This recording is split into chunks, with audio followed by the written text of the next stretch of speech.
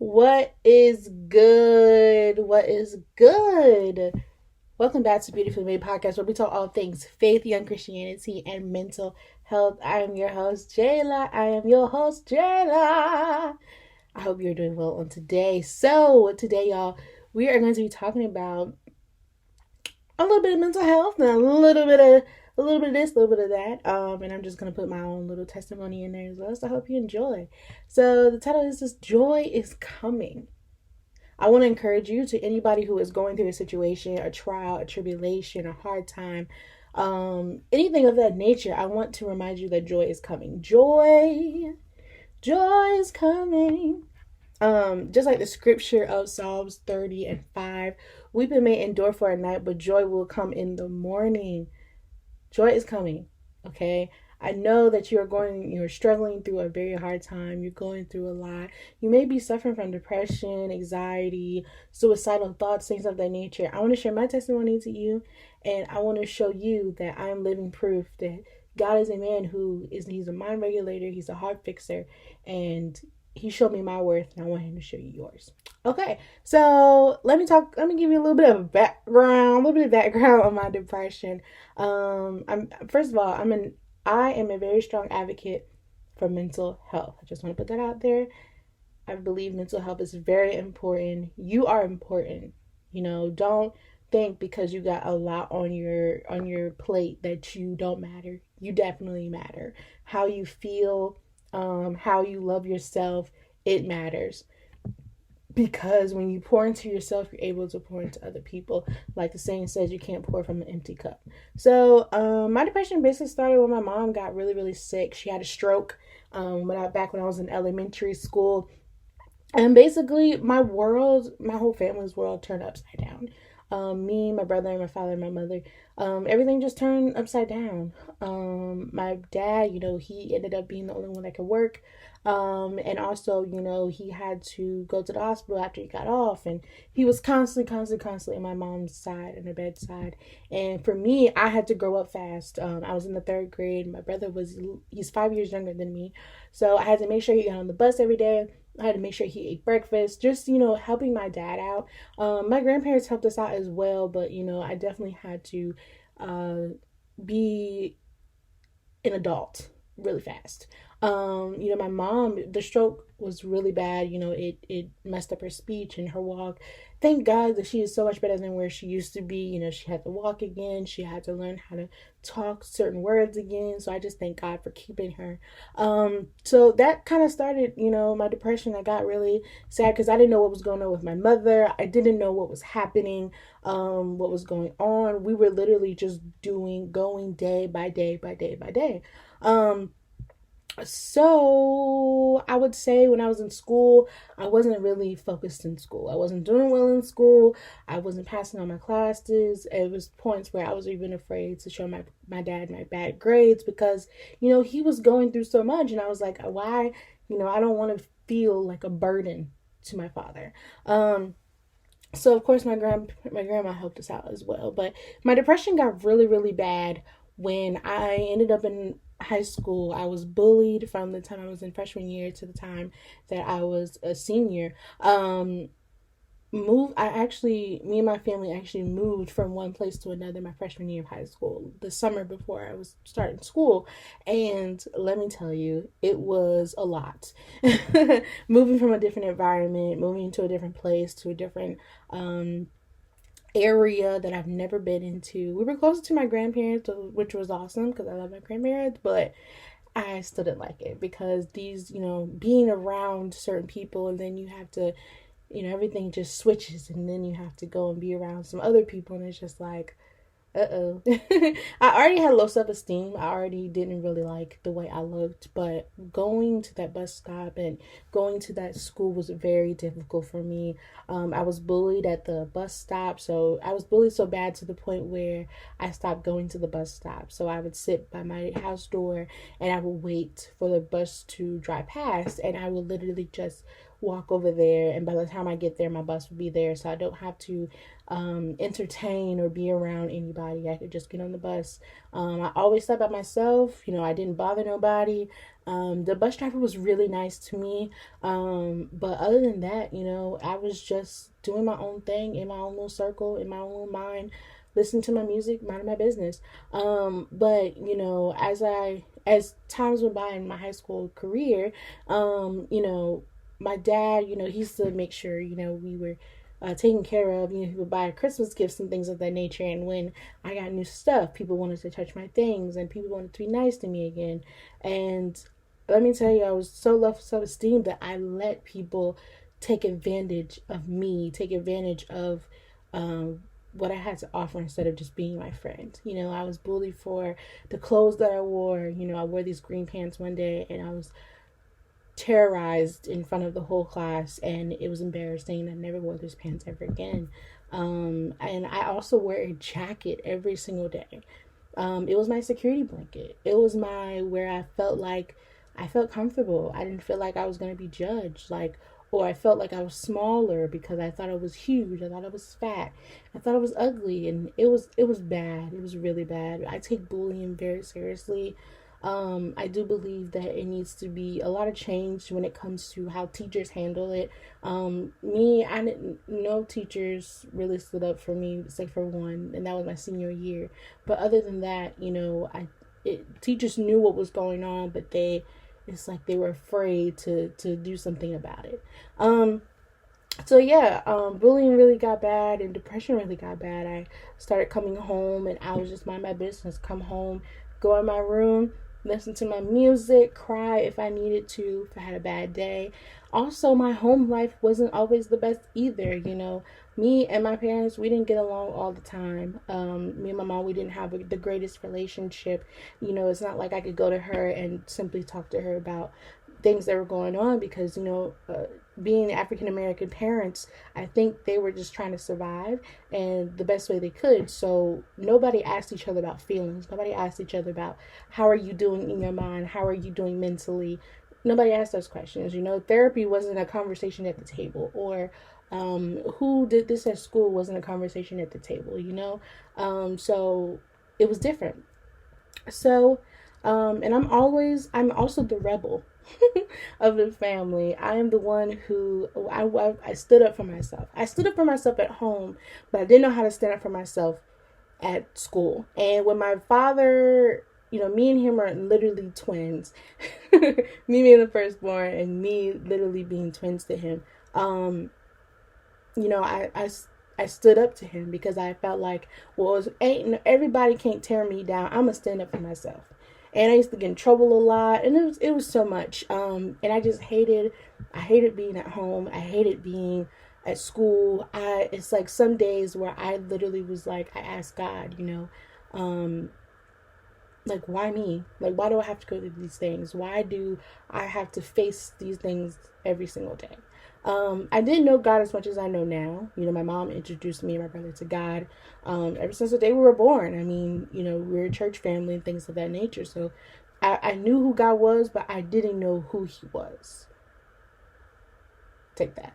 You can know that there's a God, but you don't know him. It's just like you saying you know of somebody, but you don't know them personally.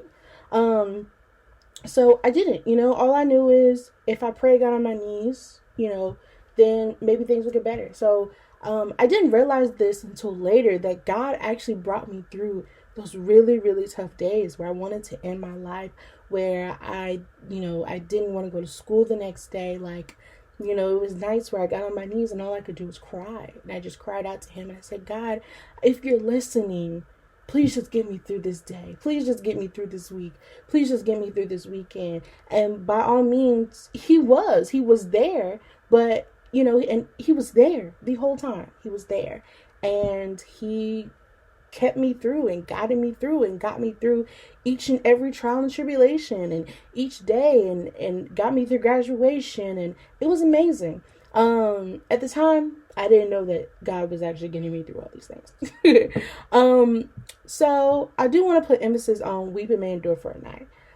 Weeping can be a season, it could be a day, it could be a weekend, it could be a year. Weeping doesn't necessarily have to be, oh, just one night. No, because there are going to be seasons in your life where there's going to be some grief, there's going to be some heartache, there's going to be some happiness, there's going to be some sadness, there's going to be some joy. Every season is different. And you may have one season where you had to weep all season, where you literally cried out to God. God literally took your hand and held you through that season, and then joy came, and I just want to say, like, it has to rain at some point, and when it rains, you grow.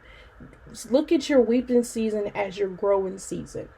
Look at your weeping season as you're enduring the hard times of life. It's inevitable to not go through something in life. We're always going to go through something, whether we're Christian or not. We're always going to go through something in life, no matter what. But take the weeping as God is growing you. He's allowing wisdom in you. He's allowing growth in you. He's evolving you into who you were born and made to be. And I also do want to say, like, you're alive because there's more. There's a song that says, I'm alive, I'm alive, I'm alive, I'm alive, and this is not an accident. I'm alive because there's more. You're alive because there's more. God knows the plans for your life. He knows the plans for you. You're alive because there's more. I love that song because it reminds me that although I've been through trials and tribulations and heartaches and so many things, that I'm still alive because there's more for me, and God showed me my worth. But back in March of 2020, this past year, I wanted to kill myself again. I tried killing myself 3 times. It was one time with scissors, it was one time with pills, and now this time it was I just wanted to end my life. I felt like I was a failure. Sometimes we don't allow ourselves grace. We don't want to forgive ourselves, or even provide, grace upon the mistakes or the things that we go through. And I just want to say, like, allow grace for yourself. Allow yourself to love yourself again. Allow yourself to forgive yourself again. You are not, God doesn't look at you and think, oh, they sin too much, so I'm not going to save them. No, like, it's the beautiful thing about God is that He will sit here and He will listen to you. Even when He knows all the answers, He will sit here and just open His arms to you because He just wants you to surrender it all.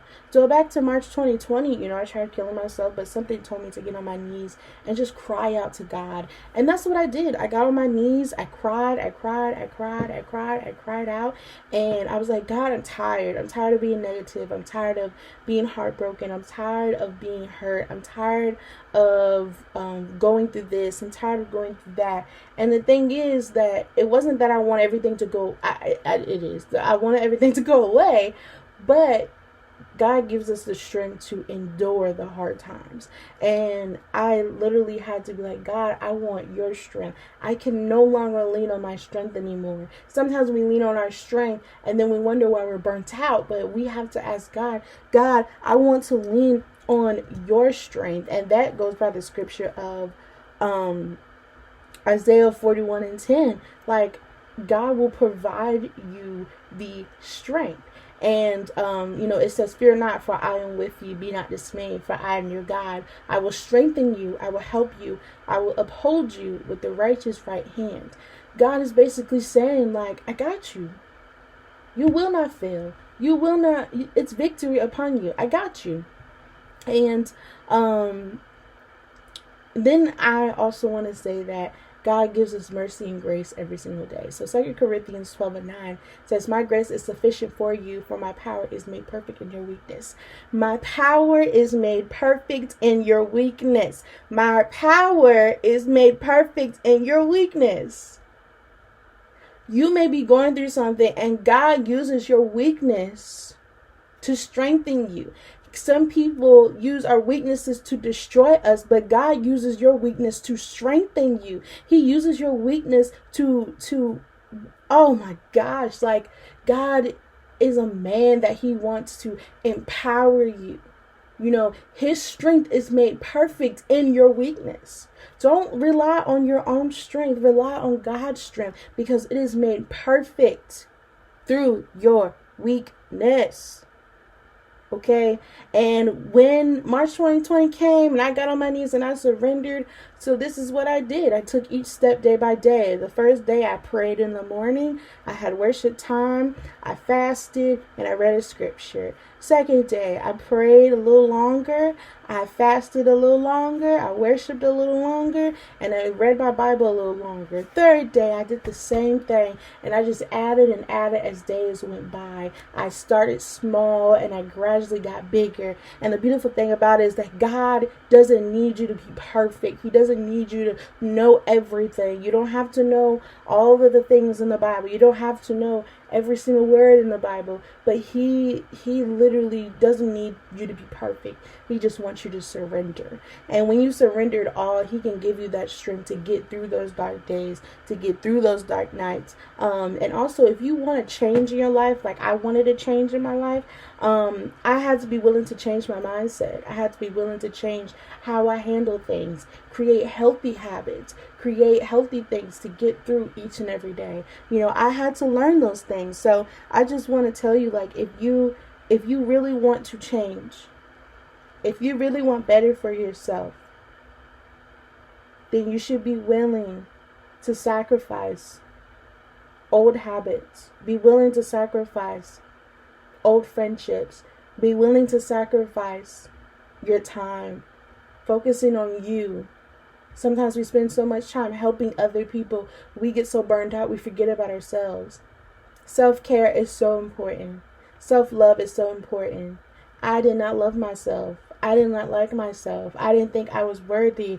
I didn't think I was worthy of love. I didn't think I was beautiful. But when I started surrendering to God, he started showing me that you are worthy. That's why you become this far, because you're worthy of success. You are worthy. You are beautiful. You're wonderfully and fearfully made. So your weeping may be a year. Your weeping may be a month, but there will be joy. Trouble does not last always. When people sing that song, trouble don't last always, it really does not. It will not be like this always. So I want to encourage you and let you know that when those thoughts of failure, when those thoughts of suicide, when those thoughts of I can't make it, I want you to get on your knees and I just want you to cry. There's nothing wrong with having a good cry. There's nothing wrong with writing down how you feel. I want you to feel those feelings. Sometimes we start thinking that way because we don't want to feel what's going on in our life. And I had to learn that. I had to learn that it's okay. God wants you to feel what you're feeling. He wants you to be real with him. Say how you feel so that way he can see your heart. And I want to tell you that men look on an outward appearance. So don't rely on man and what they say about you. But God looks at the heart. So don't rely on man and people of what they say about you. You need to know for yourself that you are worthy. You need to know for yourself that you are loved. And you need to know for yourself that you are not alone. And you need to know for yourself that God will never leave you, nor will he forsake you. It's a mind change. It's a mindset change. It's a heart change. It's all of that. But God is able to turn things around. But when you are willing to give your all, when you are willing to have change, when you are willing to be loved by God, He has his arms wide open just for you. You know, depression and the suicidal thoughts, that is the devil trying to tear you down, trying to make you feel less than who you are. But I want to tell you that you're not. Don't let the devil win. Don't let the devil take over your mind. Don't let the devil, give you an idle mind. An idle mind is a devil's playground. Don't let the devil take over your life. Don't let the devil take all the things that you pray so hard for. If you've been praying to God and asking God to get you through something, you've been praying to God and asking God for certain things that your heart's desire, and the devil is just like, nope, you can't have it. No, Do not let the devil win. Take back everything the devil stole from you. Take back that childhood he stole from you. Take back that hurt he stole from you. Take it back for you. Don't do it for nobody else. And when you actually do it for you, when you have self-love for yourself, when you have self-care for yourself, you are being a better version for you and for other people. So you can be a greater you to your brother, your sister, your mother, your father, your nieces, your nephews, your children, anybody. When you become a greater you, then you become a greater you for everybody else that is around you. And I want to tell you that mental health is very important. Your mind is very important. How you think about yourself is important. Don't put less of yourself and more of somebody else. Somebody else should not be on the pedestal. The only person that should be on the pedestal is God, because he is a man that never changes. He never sleeps. He never slumbers. He's a man. He has hold on to his unchanging hand, because he is a God that never changes. Man, anybody can switch up on you just like that. But God, oh my gosh, God is a God that never changes. He never sleeps. He never slumbers. And when you're having a rough night, there are days where I still do maybe have a day of where I'm depressed. I don't want to speak. I don't want to talk. I just want to be in my own little ways. And there are days where, God looks at you. It could be 1 o'clock, 2 o'clock in the morning, and you can speak to God. I talk to God just like I'm talking to you. He's my friend. He's my best friend. He's someone that I can lean on without feeling judged. Someone I can cry out to without feeling like I have to keep my mouth shut, or, just he's a listening ear. And, there's a reason why God gave us 2 ears and 1 mouth, but that's another topic. But I just want to tell you that it's okay to cry out to him. It's okay to just cry, let it out. Find healthy habits to handle your feelings and your situations, whether that's, I know for me, I used to turn on a video camera on my phone, and I would literally just sit there and talk about how I felt and just dump everything on that video. And I never looked back on that video. I never listened to it no more. I just sat there and I just dumped everything out. Find, get a friend that you can depend on. God will give you people that you can depend on, that you can hold on to, that you can always go for encouragement. Be careful of those that you are surrounded by. Surround yourself with people who want to see better for you, who want better for you. Okay, surround yourself with those people in your corner. And be careful of the things that you listen to. All of this is a whole nother topic, but it is very important that you, if you want change, you're going to have sacrifice. Sacrifice is a requirement for change. So I want to tell you again, you're not alone in this race. You're not alone in this journey. Someone else that you may not even know needs your yes. Someone else knows exactly what you're going through. You're not alone. You're not going to go through this alone. But I want to take a moment and just let you know that God's got you. He's not going to leave you. And I want to say that you're going to win. There will be victory in the end of your story. Like I said, weeping may endure for a night, but there will be joy. The sun will shine again. Okay? The sun will shine again. I love you all so much.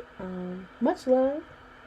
I'm going to get back on schedule where I upload every Saturday because I've been off schedule for a little bit. My recovery has been a little hectic, but I am going to get back on track. I hope you guys have a great week up ahead. And don't forget that you are beautifully, wonderfully, and fearfully made by God. Don't look at the world's view. Look at God's view. He painted you. You're his canvas. Nobody else's. Love you so much. Peace out.